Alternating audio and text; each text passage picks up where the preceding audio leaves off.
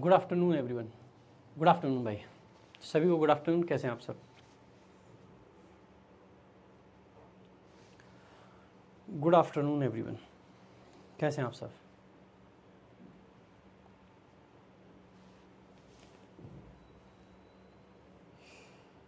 बढ़िया भाई सब। चलो भाई शुरू करेंगे आज की क्लास। और आज की क्लास में हम लोग टेंस को अपना आगे बढ़ाएंगे। लास्ट क्लास में हमने स्टेटिव वर्ब्स को कंप्लीट किया था, आज उससे आगे पढ़ेंगे। स्टेटिव वर्ब की प्रैक्टिस भी कराऊंगा नो डाउट, लेकिन उसकी प्रैक्टिस सीट आपको पहले देंगे और उस सीट के हिसाब से प्रैक्टिस होगी। सो अभी फ़िलहाल टेंस को आगे बढ़ाएंगे। जब प्रैक्टिस क्लास लेंगे तो सेपरेटली उसकी एक प्रैक्टिस ज़रूर कराएंगे, चिंता ना करें, ठीक है। चलेंगे भाई, शुरू करेंगे आज की क्लास। और आज की क्लास का पहला कॉन्सेप्ट हम ले लेते हैं कि जो कॉन्टीन्यूअस टेंस होता है भाई, उसको ग्रेजुअल चेंज को दिखाने के लिए हम यूज़ कर लेते हैं, ठीक है। यानी कि जो स्लो चेंजेस होते हैं उनको दिखाने के लिए। सो यहाँ पे मैं यही लिख रहा हूँ, continuous tense can be used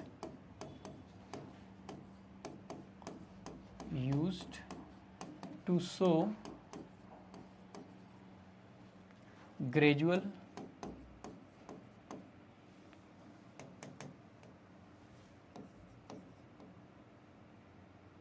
या फिर स्लो चेंजेस लिखो, टू शो स्लो चेंजेस। धीमे बदलावों को दिखाने के लिए हम कई बार, यानी कि चेंज को बेसिकली दिखाने के लिए हम कई बार कॉन्टिन्यूअस टेंस का यूज़ कर लेते हैं। जैसे कि मैंने लिखा द इकोनॉमी इज बिकमिंग या is becoming weaker,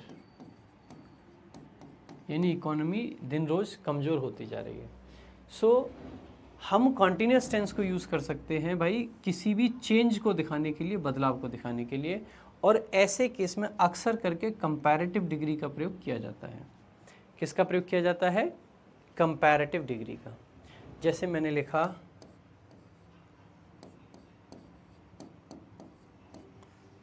this fruit is turning black. ये जो फल है वो काला होता जा रहा है, is turning black. So comparative भी आ सकता है, नॉर्मल डिग्री भी आ सकती है। जैसे कि मैंने लिखा the sky is getting darker. Is getting क्यों लगाया? बदलाव को दिखाने के लिए। जो आसमान है वो अंधेरा छाता जा रहा है, डार्क होता जा रहा है, और डार्क होता जा रहा है, डार्कर, ठीक है, डार्कर। बेटा आस्था ऑलरेडी अपलोडेड है, एक बार जाके देखोगे तो दिख जाएगी, आस्था वर्मा,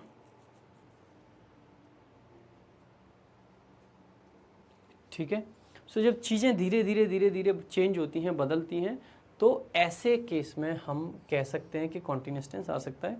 सो एक छोटा सा ये पॉइंट था कॉन्टीन्यूअस टेंस का। अब बढ़ेंगे भाई आगे, ठीक है। माइक थोड़ा पास में लगाना है, ये लीजिए माइक और पास में लगा लिया है। आ जाओ भाई, इसके आगे बढ़ेंगे नेक्स्ट। अब आपके जो क्वेश्चंस आते हैं वो किस तरीके से आ सकते हैं देखेंगे भाई।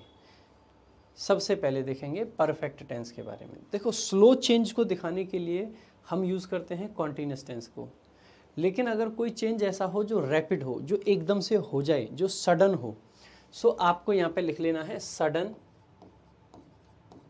सडन यानी कि अचानक से हुआ, और रैपिड, रैपिड यानी कि जो बहुत तेज़ी से हुआ हो, rapid.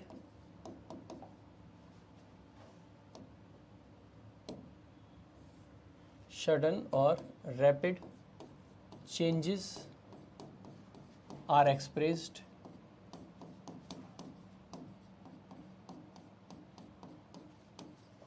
by perfect tense। Perfect tense के द्वारा एक्सप्रेस किए जाते हैं sudden and rapid changes. So sudden and rapid changes are expressed by perfect tense.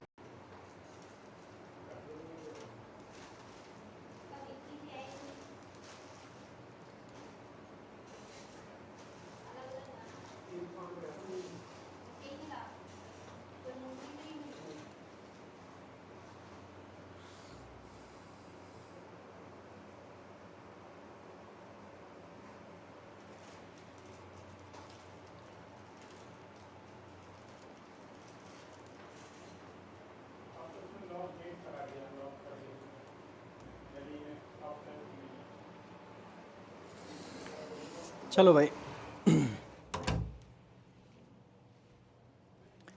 चलो भाई, चलो चलो, आ रही आवाज़ वगैरह? लाइट अचानक से चली गई भाई, जिसके बाद मैं अपने मोबाइल में ओपन करके आपको मैसेज कर रहा था एडमिन आईडी से। तो ये मैं समझना कि लाइट चली गई है, तो ये मैसेज कैसे आ रहे थे, तो ये मोबाइल से आ रहे थे एडमिन आईडी से। ठीक है, तो भाई हाँ, हम लोग स्टार्ट करा था टेंस पढ़ना।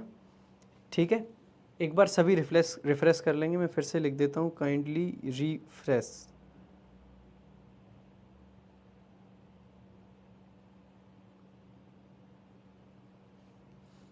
ठीक है, चलो भाई। और जो बच्चे कमेंट में बोल रहे थे कि भाई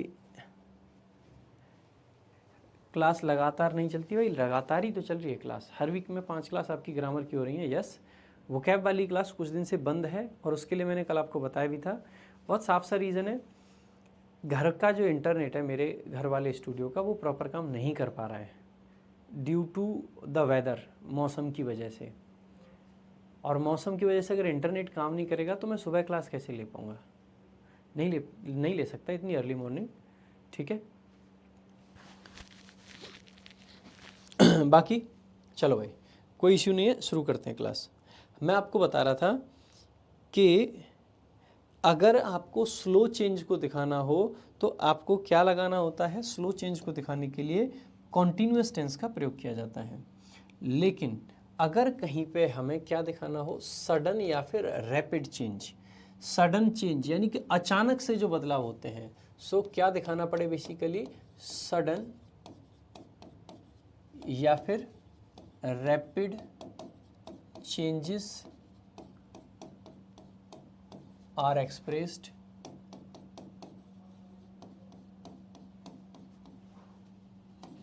इन परफेक्ट टेंस। इनको परफेक्ट टेंस में लिखा जाता है, सडन और रैपिड चेंजेस को। जो चेंजेस अचानक से हो जाते हैं, जो चेंजेस अचानक से हो जाते हैं, या फिर हम ये कह सकते हैं जो कंप्लीट चेंज होते हैं, यानी कि जिस चेंज की प्रक्रिया पूरी हो चुकी, उसको हम किस में दिखाएंगे? परफेक्ट टेंस में। जो चेंज अभी चल रहा है, धीरे धीरे बदलाव हो रहा है, उसको किस में दिखाएंगे? कॉन्टिन्यूस में। ऐसे बदलाव जो कंप्लीट हो गए हैं, या जो अचानक से हुए हैं, या जो बहुत तेजी से हुए, एक ही बात है, कंप्लीट वही होंगे जो तेजी से हो गए। जो धीरे धीरे धीरे धीरे धीरे धीरे स्लो होते हैं। तो ध्यान रखना, जो भी कंप्लीट हो चुका है बदलाव, जो चेंज आपका पूरा हो चुका है, उसको लिखा जाएगा कॉन्टिन्यूस टेंस में। और ऐसे चेंजेस जो अभी चल रहे हैं, जो ऑन गोइंग है, सो यहाँ पे जो स्लो वाला मैंने पॉइंट लिखा था, वहाँ पे आप ये भी लिख लेना, to show slow and ongoing. ऐसे चेंजेस जो स्लो हैं और ऑन गोइंग हैं, जो अभी चल रहे हैं, slow and on going changes. ठीक है, सो ये बात लिख लेना। जैसे कि मैंने एग्जांपल दिया, मैंने लिखा इट हैज़ टर्न्ड ब्लू, या फिर इट हैज़ टर्न्ड ब्लैक, यह काला पड़ चुका है। जैसे मान लीजिए, लाइक आपने अक्सर करके हाथ में किसी की रिंग देखी हो, चमकनी रिंग मेले में से खरीद के लाते हैं, और वो धीरे धीरे उसकी चमक उतर जाती है और फिर वो रिंग काली हो जाती है। फिर हम कहते हैं इट हैज़ टर्न्ड ब्लैक, ये काला हो चुका है। यानी कि जो चेंज है वो कंप्लीट हो चुका है, अब कंप्लीटली कोई चीज़ काली है। ठीक है, जैसे कि मैं लिख सकता हूँ, जो मैंने वहाँ पे लिखा था ना, द स्काई हैज़ टर्न्ड या हैज़ गॉट डार्क, आसमान एकदम अंधेरा हो चुका है। तो हैज़ टर्न्ड क्यों लिख रहे हैं? क्योंकि ये चीज़ें हो चुकी हैं।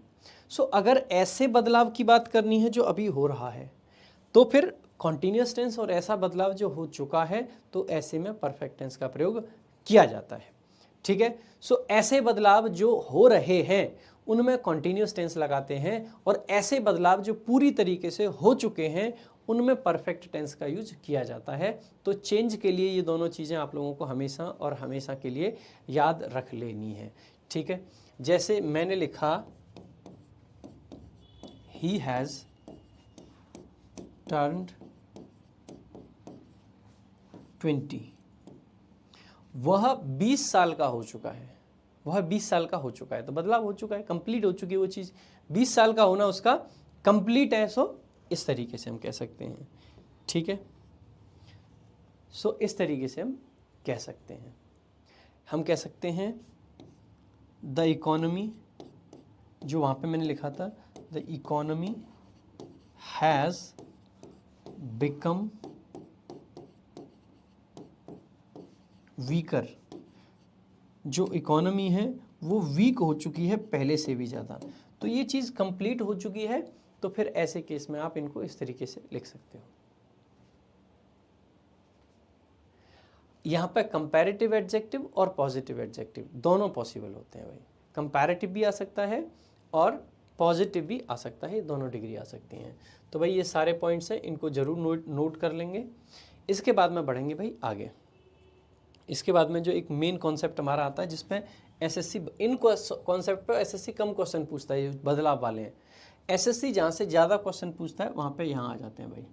देखो जैसे कि क्वेश्चन आएगा ही या फिर आई एम लिखते हैं, आई am playing cricket, I am playing cricket since morning. SSC का फेवरेट कॉन्सेप्ट है, इस पे एसएससी बहुत सारे क्वेश्चंस पूछता है। Since morning, I am playing cricket since morning. Error बताएंगे, सेंटेंस को करेक्ट करने की कृपा करेंगे।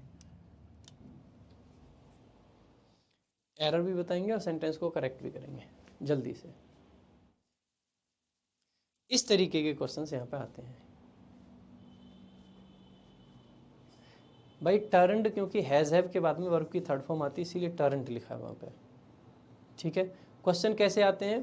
क्वेश्चन भाई बहुत रेयर क्वेश्चन आते हैं, इन पे क्वेश्चन नहीं आते हैं। जब भी आएंगे नो एरर के क्वेश्चन अक्सर करके, या फिर सेंटेंस इंप्रूवमेंट के क्वेश्चन आते हैं, ठीक है। बेटा सडन या रैपिड चेंज ही तो है, कोई चीज़ जो हो चुकी है वो कंप्लीट हो चुकी है, कंप्लीट चेंज इसीलिए मैंने लिख दिया है वहाँ पे, ठीक है। देखो भाई ध्यान देंगे, अगर आपका कहीं पे भी सिंस फॉर आ रखा हो, सिंस आ जाए या फिर फॉर आ जाए, इन दोनों के साथ में कभी भी आपको कॉन्टीन्यूअस टेंस यूज़ नहीं करना है। इन दोनों के साथ में जो टेंस आपका यूज़ होगा वो होगा perfect continuous. So I am playing की जगह पे आपको लिखना पड़ेगा I have been playing, I have been playing, I have been playing cricket since morning, I have been playing cricket since morning. तो ध्यान देंगे भाई, यहाँ से हम शुरू करेंगे। सो सबसे पहले हम यहाँ पे शुरू करने वाले हैं usage of since and for, since के और फॉर के usage, since and for, since के और फॉर के क्या क्या यूसेज होते हैं ये हम पढ़ेंगे। सो सबसे पहला पॉइंट ही इसमें ये कर लेंगे, don't use continuous tense with them, don't use continuous और indefinite tenses with since। since के साथ में कॉन्टीन्यूअस या फिर इंडेफिनिट टेंस का प्रयोग नहीं किया जा सकता है। हिंदी वाले बच्चे भाई साथ साथ लिखते जाएंगे, लिखा देता हूँ क्योंकि इंपॉर्टेंट पॉइंट है, तो हिंदी में भी सिंस के साथ कॉन्टीन्यूअस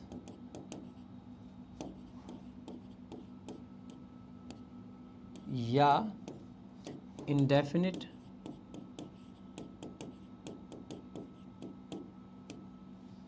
टेंस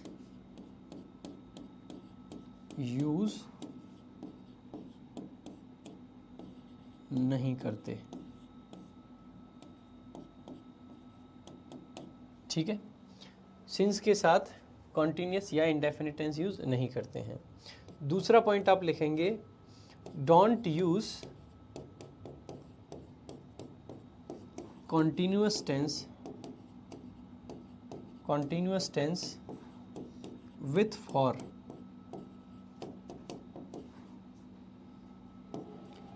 फॉर के साथ में कॉन्टिन्यूस टेंस आपको यूज नहीं करना है, ठीक है। सो इसी का हिंदी में लिख सकते हैं, फॉर के साथ, वैसे एक जगह हिंदी लिख दिया, पर ज़रूरत नहीं पड़नी चाहिए मुझे, बट फिर भी फॉर के साथ कॉन्टिन्यूस या नहीं, कॉन्टिन्यूस टेंस का प्रयोग नहीं करते हैं, टेंस का प्रयोग नहीं करते। इससे एक चीज़ साफ समझ में आ गई होगी, सिंस के साथ ना इंडेफिनिट आएगा ना कॉन्टिन्यूस आएगा, यानी कि सिंस के साथ सिर्फ या तो परफेक्ट टेंस आएगा या परफेक्ट कॉन्टिन्यूस। लेकिन फॉर के साथ सिर्फ कॉन्टिन्यूस नहीं आएगा, यानी कि परफेक्ट इंडेफिनिट आपका आ सकता है। तो फॉर के साथ में इंडेफिनिट पॉसिबल है, सिंस के साथ में इंडेफिनिट पॉसिबल नहीं है। तो सिंस के साथ में सिर्फ और सिर्फ कौन सा आएगा भाई, कॉन्टिन्यूस, मतलब या तो परफेक्ट या परफेक्ट कॉन्टिन्यूस। लेकिन फॉर के साथ इंडेफिनिट भी आ सकता है, फॉर के साथ में परफेक्ट भी आ सकता है और परफेक्ट कॉन्टिन्यूस भी आ सकता है। तो इसी चीज़ को मैं यहाँ पे समराइज कर देता हूँ कि भाई अगर हम बात कर रहे हैं किसकी, सिंस की, और अगर हम बात कर रहे हैं किसकी, फॉर की, सिंस की और फॉर की, ठीक है। तो यहाँ पे मैं टेंस लिख रहा हूँ सबसे पहले इंडेफिनिट,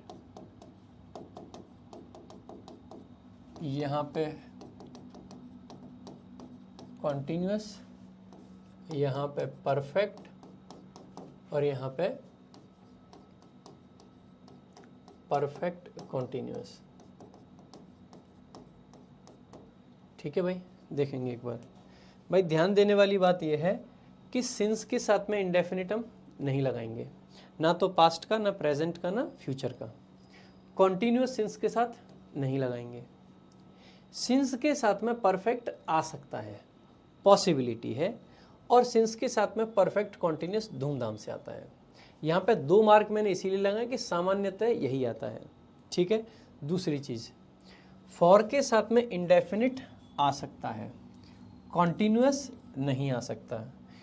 परफेक्ट आ सकता है और खूब धूमधाम से आ सकता है, परफेक्ट कॉन्टिन्यूस आ सकता है और खूब धूमधाम से आ सकता है।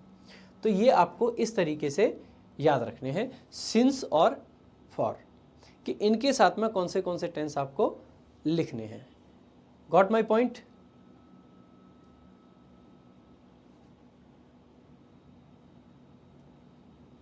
ठीक है।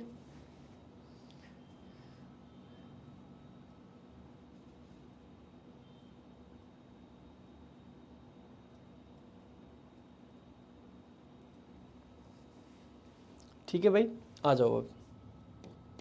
अब एक चीज़ और देखते हैं, सिंस जो होता है भाई आपका, ये दिखाता है पॉइंट ऑफ टाइम को। किसको दिखाता है? पॉइंट ऑफ टाइम को। फॉर जो आपका होता है ये दिखाता है पीरियड ऑफ टाइम को, पीरियड ऑफ टाइम को। फॉर जो आपका होता है ये सिर्फ और सिर्फ प्रेपोजिशन होता है, यानी कि इसके जस्ट बाद में सिर्फ कोई आपका नाउन फ्रेज आ सकता है। ये जो सिंस होता है ये प्रेपोजिशन होता है, बिल्कुल सही बात है, प्रेपोजिशन हो सकता है, साथ ही साथ में ये कंजंक्शन भी हो सकता है। तो सिंस आपका प्रेपोजिशन हो सकता है, कंजंक्शन हो सकता है। जब प्रेपोजिशन होगा तो इसके बाद में कोई ऑब्जेक्ट आएगा, जब कंजंक्शन होगा तो इसके बाद में कोई क्लॉज आएगी, और ये इसके साथ साथ एडवर्ब भी होता है, और जब ये एडवर्ब होगा तो इसके बाद में कुछ नहीं आएगा। अगर इसके बाद में कोई ऑब्जेक्ट आ रखा है तो ये प्रेपोजिशन है, अगर इसके बाद में कोई क्लॉज आ रखी है तो ये आपका कंजंक्शन है, और अगर इसके बाद में कोई एडवर्ब आ रखा है तो ये आपका, मतलब अगर इसके बाद में कुछ नहीं आ रखा तो ये आपका एडवर्ब होगा। ठीक है। सो दोबारा से सुनेंगे, since point of time, for period of time. अगर सेंटेंस में सिंस आ रखा है तो ना इंडेफिनिट टेंस आएगा, ना कॉन्टिन्यूस टेंस आएगा, ना परफेक्ट टेंस आएगा, ना परफेक्ट कॉन्टिन्यूस आएगा। दूसरी बात, अगर फॉर आ रखा है तो कॉन्टिन्यूस टेंस नहीं आएगा, लेकिन आपका इंडेफिनिट आ सकता है, परफेक्ट आ सकता है, और परफेक्ट कॉन्टिन्यूस आ सकता है। ठीक है, ये आपके देखो बहुत सिंपल वे में मैं आपको पढ़ाना चाह रहा हूँ कि कहाँ कहाँ क्या आ सकता है, सिंस फॉर को एक साथ लेके चल रहे हैं। ठीक है, सिंस फॉर को एक साथ लेके चल रहे हैं और इनको मैं एक एक करके आपको अच्छे से बता रहा हूँ। भाई देखो, पॉइंट ऑफ टाइम किस चीज़ को कहते हैं हम? जब हम कहें कि कोई काम कब से हो रहा है, तो अगर हम यहाँ पे बात कर रहे हैं किसकी भाई, सिंस की, तो सिंस किसको दिखा रहा था, पॉइंट ऑफ टाइम। ठीक है, तो इसका मीनिंग कब हुआ, ये बताता है कि तब से, जो भी टाइम आपका ले रखा हो, तब से लेके अब तक, तब से लेके अब तक का जो टाइम पीरियड है वो सिंस दिखाता है, तब से लेके अब तक का, यानी कि जो भी टाइम पीरियड इसने बता रखा हो उस पॉइंट से। जैसे मान लो सिंस यस्टरडे, तो यानी कि यस्टरडे से अब तक। हमने लिखा सिंस फ्राइडे, यानी कि फ्राइडे से लेके अब तक, यानी कि ये अप टू प्रेजेंट को रेफर करता है। यानी कि ये क्या मीनिंग देता है, up to present, up to present, ये मीनिंग देता है ये। ठीक है, और पॉइंट ऑफ टाइम की अगर हम बात करें तो सिंस कहाँ कहाँ आएगा। जैसे मैंने टाइम लिख दिया कोई, मैंने लिख दिया 6 PM, भाई 6 PM ड्यूरेशन है कोई, पीरियड है कोई, या फिर आपका पॉइंट है। 6 PM तो एक पॉइंट है। ठीक है, 6 PM आपका क्या है, एक पॉइंट है। दूसरा, जैसे कि मैंने लिख दिया भाई 5 o'clock, 5 o'clock, 5 o'clock भी क्या है, एक टाइम है, तो ये भी क्या बनेगा, पॉइंट। मैंने किसी दिन का नाम लिख दिया, लाइक मैंने लिखा फ्राइडे, ये भी क्या बनेगा, पॉइंट। So Friday. इसके अलावा मैंने कोई भी दिन के अलावा महीना लिख दिया, लाइक मंथ का नाम लिख दिया, सो देखो ये टाइम हो गया आपका। कोई भी हमने क्या दे रखा हो, टाइम दे रखा हो। ठीक है, कोई भी हमने क्या दे रखा हो, डे दे रखा हो। कोई भी हमने क्या दे रखा हो, मंथ, लाइक मैंने लिखा जनवरी, यानी कि हमने किसकी बात की, मंथ की, कोई मंथ दे रखा हो। या फिर जैसे कि मैंने लिखा 2013, यानी कि हमने क्या लिख दिया, कोई ईयर के बारे में लिख दिया। ठीक है, ईयर के बारे में लिख दिया। या फिर हमने लिखा ईयर हो गया, या फिर किसी इवेंट के बारे, लाइक किसी इवेंट के बारे में लिख दिया। किसके बारे में भाई, इवेंट। जैसे कि हमने लिखा मैरिज, शादी से लेके अब तक। हमने लिखा दिवाली से लेके अब तक। सो कोई इवेंट कह सकते हैं, या फिर कोई ओकेज़न। किसी ओकेज़न के लिए भी हम किसका यूज़ करते हैं, सिंस का। तो टाइम हो गया, डे हो गया, जनवरी फरवरी, ये सब हो गए।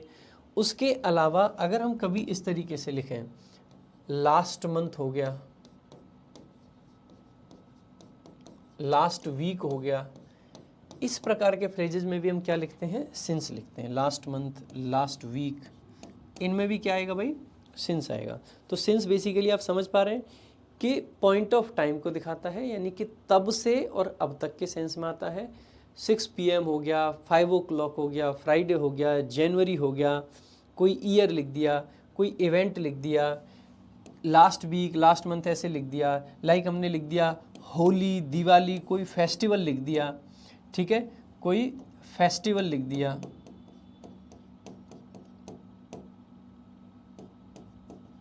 सो ये सब आपके किस में आएंगे, सब के सब सिंस के साथ आते हैं भाई।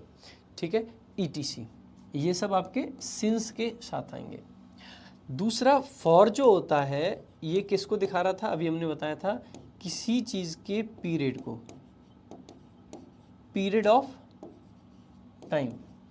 पीरियड ऑफ टाइम का मतलब है कि कोई काम कितनी देर से हो रहा है, कितनी देर से। यानी कि अगर हम ये कहें कितनी देर से या कितने समय से, अगर हमें ये बताना हो कि कोई काम कितने समय से चल रहा है, कितने समय से, 5 घंटे से, 6 घंटे से, तो कितने समय से अब तक कोई काम चल रहा है, कितने समय से अब तक कोई काम चल रहा है, ये बताने के लिए हम यूज़ करते हैं किसका, फॉर का यूज़ करते हैं।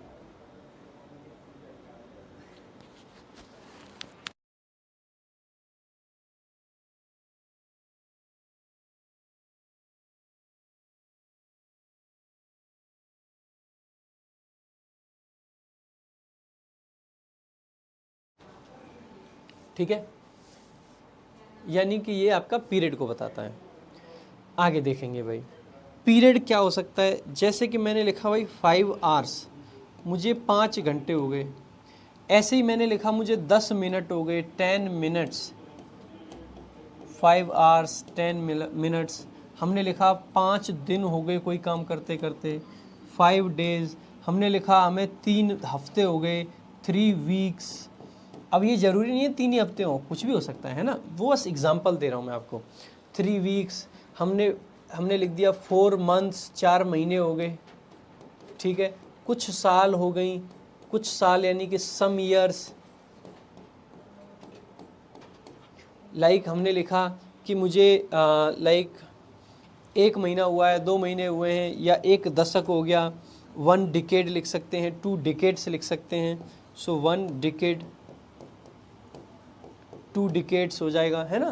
तो जितने, अरे कोई बात नहीं, जाओ।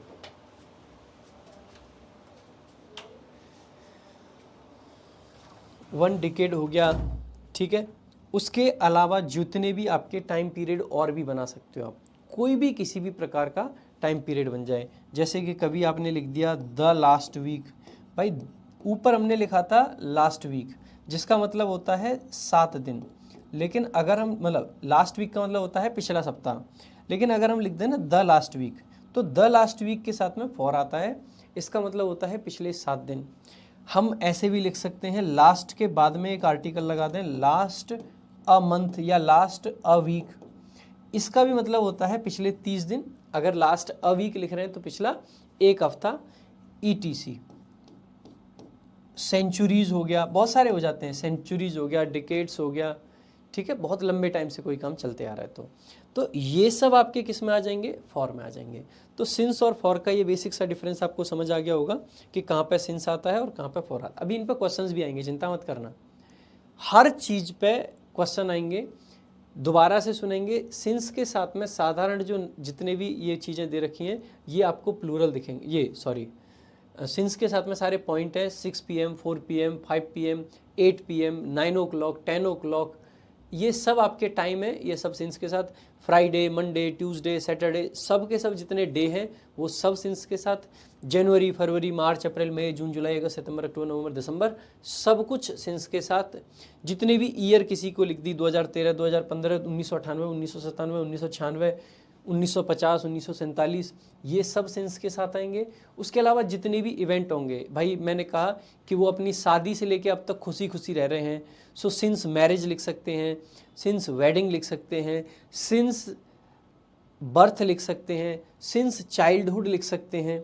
जितने भी इवेंट हैं उनमें ये भी आ जाएंगे। सिंस चाइल्डहुड, जैसे हमने लिख दिया चाइल्डहुड पर अक्सर करके SSC पूछता है, तो चाइल्डहुड से लेके अब तक कोई काम चल रहा है, चाइल्डहुड से लेके अब तक अगर कोई काम चल रहा है तो क्या है, सिंस आ जाएगा।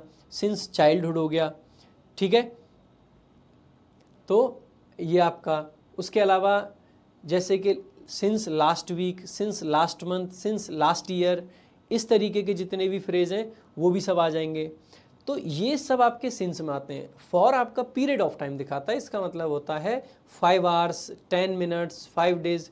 जितने भी प्लूरल नाउन है या जितने भी नाउन आर्टिकल ए के साथ या फिर आपके आर्टिकल्स के साथ जो भी बन जाएंगे ना, 1 के साथ, 2 के साथ, नंबर्स के साथ बन जाएं, तो अगर कोई नाउन प्लूरल फॉर्म में आ रखा है या नंबर्स के साथ आ रखा है तो उनके साथ क्या आएगा, फॉर आएगा।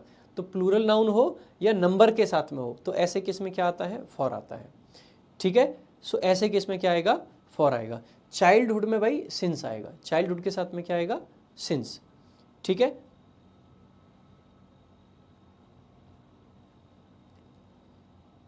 बात समझ आ गई भाई, किसी को कोई डाउट इस चीज़ में नहीं होना चाहिए, ठीक है। आ जाओ भाई, आगे बढ़ते हैं इसके नेक्स्ट। अब हमने एक चीज़ देखी थी पिछली स्लाइड में, अगर आपको थोड़ा सा भी ध्यान हो उस चीज़ को भी थोड़ा सा एक्सप्लेन कर देते हैं फिर आगे बढ़ेंगे, है ना। ये देखा था हमने, एक टेबल टाइप बनाई थी, रिमेंबर। हमने कहा था कि सिंस के साथ में परफेक्ट भी आ सकता है और परफेक्ट कॉन्टिन्यूस भी आ सकता है, परफेक्ट भी आ सकता है और परफेक्ट कॉन्टिन्यूस भी आ सकता है। अब हमारा अगला पॉइंट यही है कि सिंस के साथ में कब परफेक्ट आएगा और कब सिंस के साथ में परफेक्ट कॉन्टिन्यूस आएगा, ठीक है। कब परफेक्ट आएगा और कब परफेक्ट कॉन्टिन्यूस आएगा। आ जाओ भाई, देखेंगे एक बार। देखो भाई, अगर आपके एक्शन में, चलो ये ना एग्जाम्पल के सारे ही समझाऊंगा, पहले जो चीज़ अब तक बताई उनके एग्जाम्पल दे देता हूँ, उसके साथ में आगे बढ़ेंगे। जैसे मैंने लिखा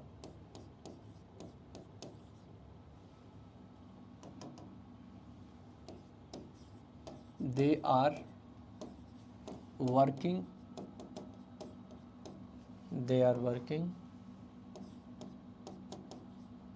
in this company since 1959. They are working in this company since 1959.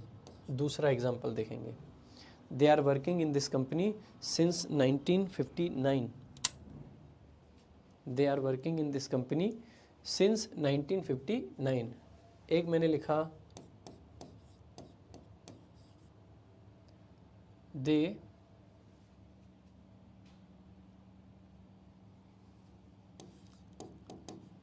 live here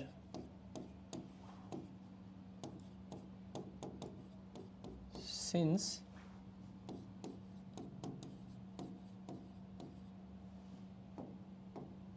childhood.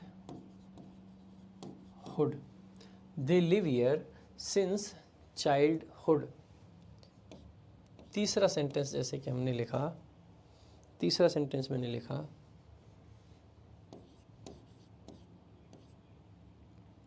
C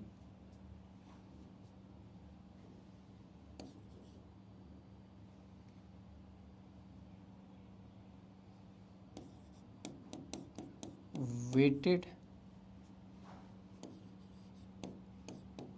at the bus stop since morning. भाई सिंस में ये सब भी लिख लेंगे, जो भी पार्ट ऑफ डे होता है वो भी सिंस के साथ ही हम लिखते हैं। तो सिंस में जहाँ पे हम लिख रहे थे ना,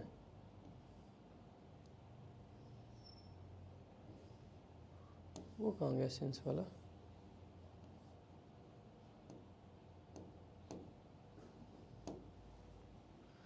जस्ट अ मिनट यार, वो जो मैंने अभी लिखाया था वो कहाँ गया इसमें से, पेज नंबर 6 नहीं दिख रहा,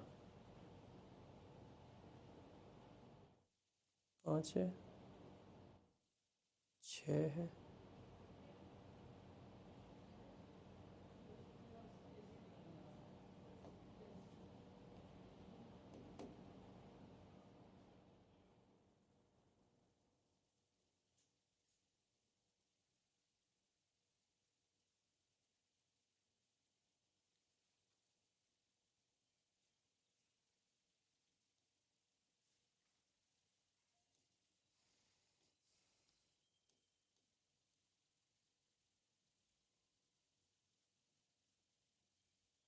अभी तो कराया था मैंने यार, नहीं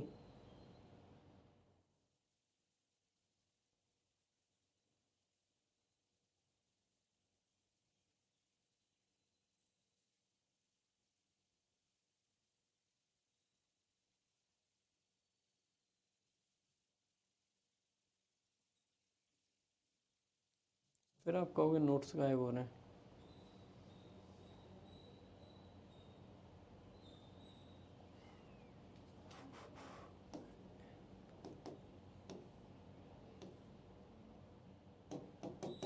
अब तो ये काम ही नहीं कर रहा।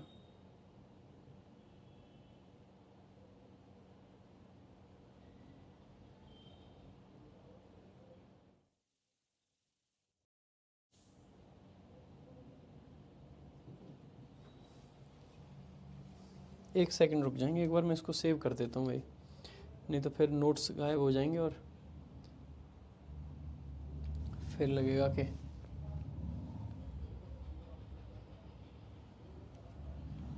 कहाँ गए नोट्स। जस्ट एक मिनट देंगे भाई।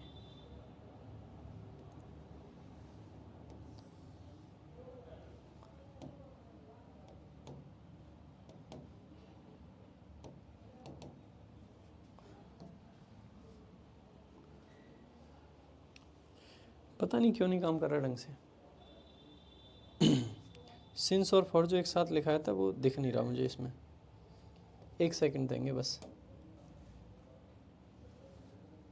ऐसे कर नहीं सकता ना भाई मैं कि ऐसे ही पढ़ा दूँ और फिर नोट्स ना मिलें, फिर नोट्स दोबारा बनाता फिरूँ, मेरे लिए डबल काम हो जाएगा। Continuous can be use to show have been. देखो यहाँ आ रखा है ये पेज और वहाँ पे नहीं दिख रहा मेरे को। चलो अगर आ रहा है तो फिर तो कोई दिक्कत नहीं है, चलो फिर तो यहीं पे करते हैं। हाँ ये आ तो गया, अब यहाँ भी आ रहा है अब तो, ठीक है। देखो फॉर को हम किसके लिए लगा रहे थे, पीरियड ऑफ टाइम के लिए। चाइल्डहुड हो गया, चाइल्डहुड के साथ साथ में मैंने बताया था कि इनको ऐसे भी लगा लेना, मॉर्निंग, इवनिंग, आफ्टरनून, ठीक है, ETC, इन सब के लिए भी सिंस आएगा आपका, है ना। फॉर नहीं सिंस, सॉरी, सिंस आएगा चाइल्डहुड वगैरह सबके लिए, ठीक है। आगे देखेंगे। नेक्स्ट मैंने ये एग्जांपल कराया था आप सभी लोगों को।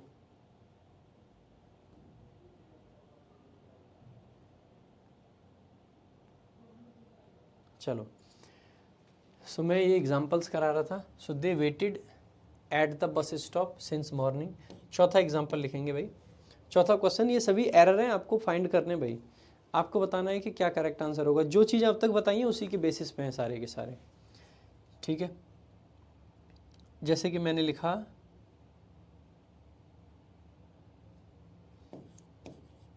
सी इज स्टडिंग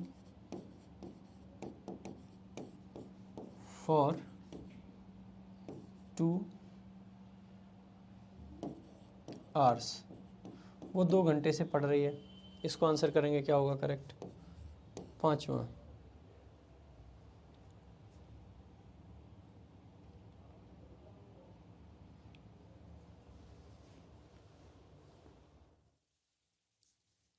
टॉम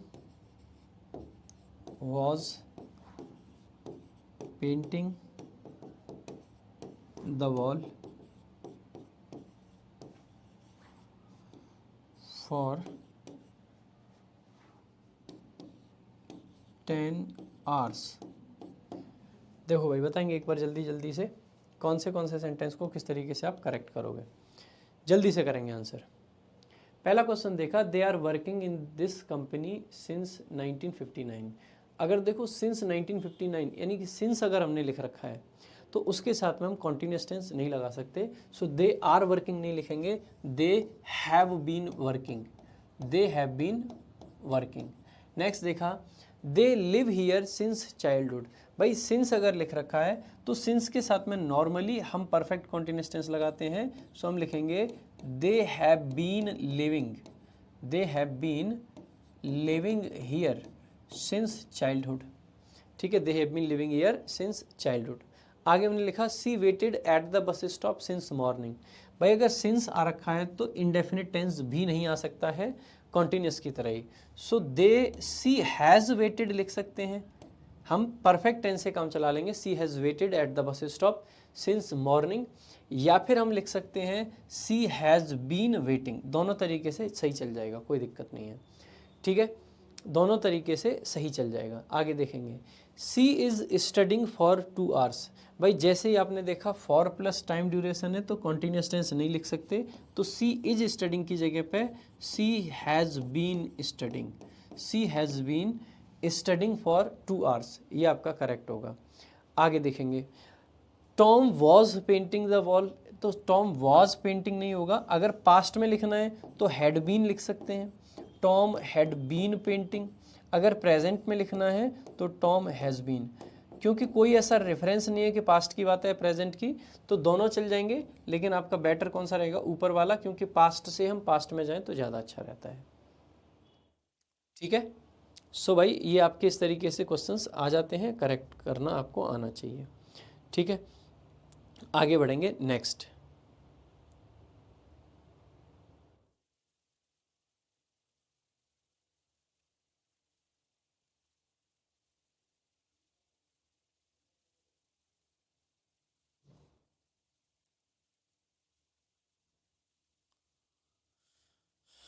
नेक्स्ट चलेंगे भाई। अब देखो भाई, हमने अभी देखा था कि अगर हम देखें तो सिंस के साथ या फिर सिंस के साथ ना लिख के हम यहाँ पे लिख देते हैं सीधा कि कब हमें परफेक्ट टेंस लगाना चाहिए और कब हमें परफेक्ट कॉन्टिन्यूअस।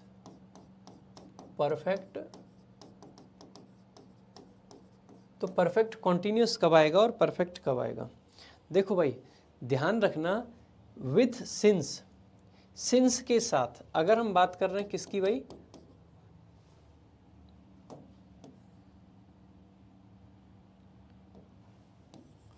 अगर हम बात कर रहे हैं सिंस की, ठीक है, सिंस के साथ नॉर्मली हम परफेक्ट नहीं लगाते, नॉर्मली, ठीक है, हम नॉर्मल सर्कमस्टांसेस की बात कर रहे हैं। सिंस के साथ में हम परफेक्ट कॉन्टिन्यूअस लगाते हैं। नॉर्मली सिंस के साथ परफेक्ट नहीं लगाना चाहिए, क्या लगाना चाहिए? Perfect continuous. अगर फॉर आपका दे रखा हो तो फॉर के साथ नॉर्मली परफेक्ट भी ठीक है और परफेक्ट कॉन्टिन्यूअस भी ठीक है, यानी कि दोनों चल जाते हैं फॉर के साथ। यानी कि ये दोनों मैं आपको जनरली कहा है, ठीक है, जनरली, ठीक है। उसके अलावा अगर कभी भी क्या दे रखा हो, कोई स्टेटिव वर्ब हो, कोई कैसी हो? स्टेटिव वर्ब दे रखी हो भाई। अब देखो, स्टेटिव वर्ब अगर आएगी तो चाहे आपका परफेक्ट हो, मतलब चाहे आपका सिंस हो, चाहे आपका फॉर हो, चाहे आपका कोई भी हो, स्टेटिव वर्ब के केस में आप परफेक्ट टेंस लगाओगे, आप कभी भी परफेक्ट कॉन्टिन्यूअस नहीं लगा सकते। स्टेटिव वर्ब के केस में सिर्फ परफेक्ट आएगा, परफेक्ट कॉन्टिन्यूअस नहीं आएगा। दूसरी बात, अगर किसी एक्शन का रिजल्ट गिवन हो, बताऊंगा रिजल्ट कैसे गिवन हो। अगर किसी एक्शन का क्या गिवन है? रिजल्ट गिवन है, तो ऐसे केस में भी आप परफेक्ट टेंस लगाओगे, आप परफेक्ट कॉन्टिन्यूअस टेंस नहीं लगा सकते, परफेक्ट कॉन्टिन्यूअस टेंस नहीं लगा सकते। दोबारा देखेंगे, सिंस के साथ सामान्यतः परफेक्ट नहीं आता, परफेक्ट कॉन्टिन्यूअस आता है। फॉर के साथ सामान्यतः मतलब परफेक्ट भी आता है और परफेक्ट कॉन्टिन्यूअस भी आता है। चाहे सिंस हो चाहे फॉर हो, अगर कोई स्टेटिव वर्ब दे रखी है तो सिर्फ परफेक्ट आएगा, परफेक्ट कॉन्टिन्यूअस नहीं आ सकता है। अगर कोई रिजल्ट दे रखा है तो ऐसे केस में भी सिर्फ परफेक्ट आता है, परफेक्ट कॉन्टिन्यूअस नहीं आता है, ना तो सिंस के साथ ना फॉर के साथ। अब कुछ बच्चे पूछ रहे हैं कि स्टेटिव वर्ब क्या होती है? 2 थप्पड़ मारूंगा, पिछले 3 क्लास में सिर्फ और सिर्फ स्टेटिव वर्ब पढ़ाई है मैंने, ठीक है। एक क्लास में भी ख़त्म हो सकती थी, 3 क्लास पढ़ाई है मैंने स्टेटिव वर्ब क्या होती हैं। आ जाओ भाई, अब देखते हैं इनके एग्जाम्पल्स देखेंगे भाई एक बार जल्दी से। जैसे कि मैंने लिखा, आई हैव बीन टीचिंग, या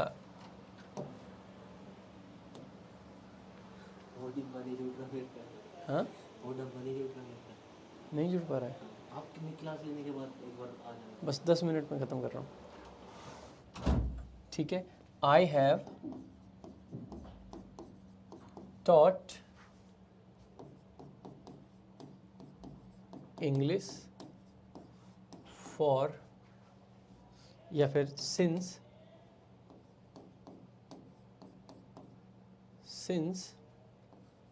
2018। I have taught English since 2018 करेंगे भाई करेक्ट। एक सेंटेंस मैंने लिखा, I have been knowing him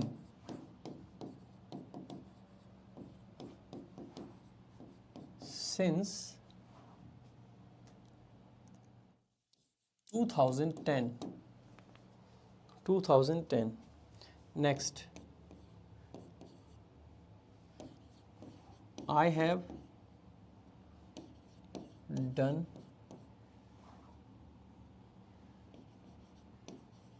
my work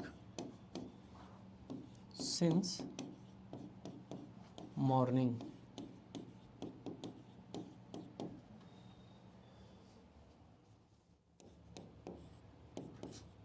I have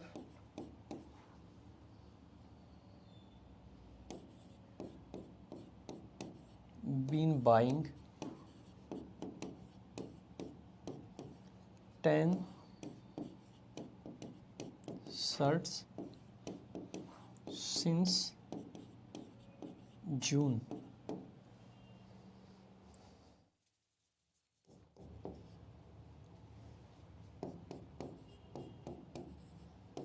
They have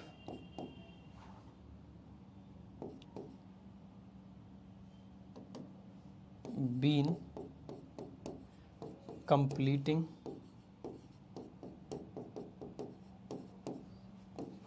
10 projects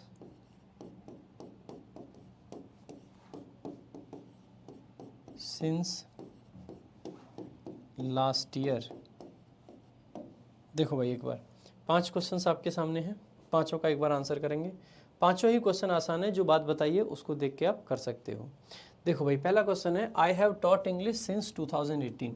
अभी आपको बताया था मैंने पिछली ही स्लाइड में कि सिंस के साथ में जनरली परफेक्ट टेंस हम नहीं लगाते। सिंस के साथ में जनरली परफेक्ट नहीं आता है, तो फिर क्या आना चाहिए? परफेक्ट कॉन्टिन्यूस आना चाहिए। So I have been teaching, I have been teaching English since 2018। I have been teaching English since 2018। आगे देखेंगे I have been knowing him since 2010। अब आप जैसे ही इस सेंटेंस को देखोगे, तो आपका दिमाग घूमना चाहिए। क्यों घूमना चाहिए? क्योंकि यहाँ पे वर्ब है नो। बेशक सिंस आ रखा है और सिंस के साथ हम पढ़ चुके हैं कि परफेक्ट कॉन्टिन्यूस आता है, लेकिन क्योंकि स्टेटिव वर्ब है, स्टेटिव वर्ब के केस में हम परफेक्ट कॉन्टिन्यूस नहीं लगा सकते। स्टेटिव वर्ब हम ना तो कॉन्टिन्यूस में लिख सकते हैं ना परफेक्ट कॉन्टिन्यूस में। नो आपकी स्टेटिव वर्ब है, इसीलिए बीन नोइंग हम नहीं लिख पाएंगे। आई हैव नोन, क्या लिखेंगे भाई? I have known him since 2010। I have known him since 2010। आगे देखेंगे I have done my work since morning. अगर सिंस आ रखा है, क्या ये डू वर्ब आपकी स्टेटिव है? जी नहीं। क्या इसमें कोई रिजल्ट दे रखा है? जी नहीं। ना रिजल्ट है ना कुछ है, तो फिर परफेक्ट कॉन्टिन्यूस आएगा। आई हैव बीन डूइंग हमें लिखना पड़ेगा। I have been doing my work since morning. So किसकी जरूरत पड़ेगी? परफेक्ट कॉन्टिन्यूस की। किसकी जरूरत पड़ेगी? परफेक्ट कॉन्टिन्यूस की। नेक्स्ट देखेंगे I have been buying 10 shirts. भाई हम कुछ खरीद रहे हैं और उस खरीदने का हमें एक रिजल्ट दिख गया, एक क्वांटिटी दिख गई कि हमने क्या खरीदा है, 10 शर्ट्स।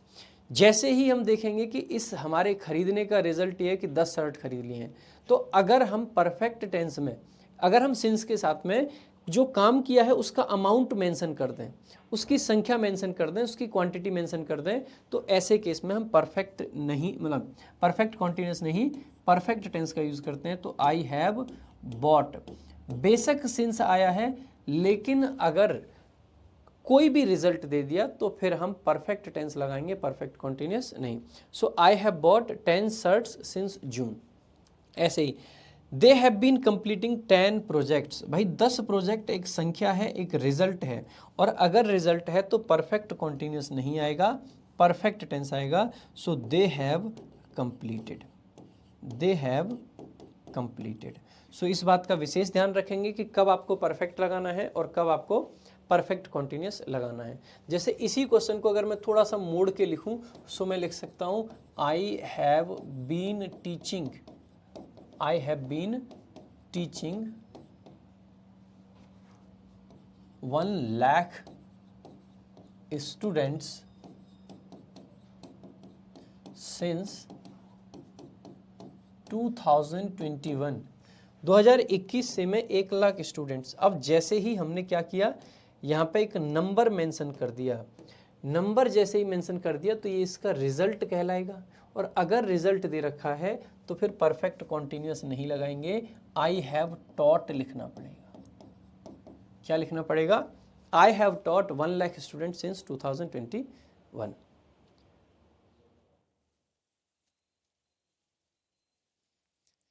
ठीक है भाई, इस तरीके से भाई आपके क्वेश्चंस आ सकते हैं। इसी चीज़ को भाई कल की क्लास में आगे कंटिन्यू करेंगे। अभी मुझे एक बगल वाले स्टूडियो में कुछ माइक की सेटिंग वगैरह ख़राब है, तो मैनेजमेंट वाले बार बार आ रहे हैं कि सर एक बार आके वो सेटिंग सही कर दीजिए।